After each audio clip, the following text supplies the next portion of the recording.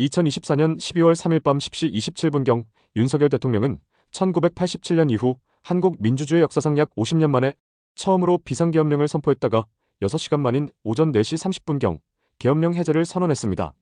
엄중한 사태인 만큼 해외 언론에서도 메인 뉴스로 보도되고 있는데요. 그 반응들을 살펴보겠습니다. 먼저 미국 반응입니다. 지구상 어느 나라든 혼란에 빠지면 미국이 직간접적으로 개입할 거니 안심하세요. 뭐 당연한 거죠. 윤석열 대통령이 취임 후 민주당의 정책은 근본적으로 모든 보수 법안을 거부하는 것이고 민주당은 단순히 보수적인 성공을 방해하고 싶어하는 거라 생각해요. 대통령 자신이 바보인데 게다가 또 바보들 말만 듣는다고 이를 어떻게 민주적으로 선출된 자유국가의 지도자라고 말할 수 있겠냐고요. 당신들은 이렇게 외쳐야 해요.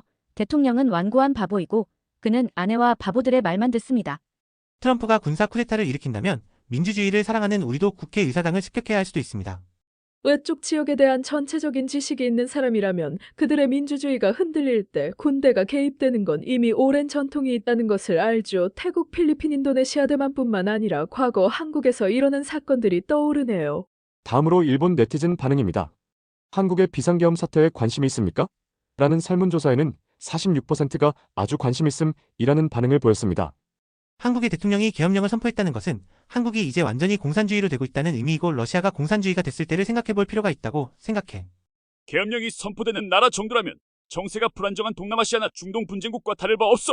OECD 회원국 중 몇 번째라고 늘 언급되고 있지만 사실 그것도 말이 안 돼. 그런 나라가 일본에서 가장 가까운 곳에 있다니 바로 우리의 위기라는 거지. 한국의 정치는 지난 몇 년 전까지 안정적이었습니다. 윤석열 대통령은 본래 온화하고 부드러운 사람이라고 생각합니다. 정치와 세계가 각자의 입장을 노리고 대통령을 괴롭히는 것처럼 보입니다. 일본에도 부패하지만 의원을 하는 사람은 있죠. 윤 대통령에게는 마지막 남은 몇 안 되는 저항책이었을 것입니다. 유감스럽게도 여당도 탄핵 찬성으로 마음이 돌아설 것 같습니다. 그리고 앞으로 또 그 악몽과 같은 문민주파 정권이 탄생되겠죠. 계엄령은 명확한 법률 위반의 폭도하나 반정부 등에 의한 파괴로 인해 국민의 생명이 침해되는 경우에 실행되는 것으로 한정되어 있습니다. 그러나 윤 대통령은 스스로를 지키는 것이 목적이었습니다. 혹은 정신질환이 있는지도 모르겠네요. 이번엔 대만 네티즌 반응입니다. 과거 국민당으로부터 38년의 계엄 정치를 겪은 국민들의 반응이 어떨지 궁금하네요.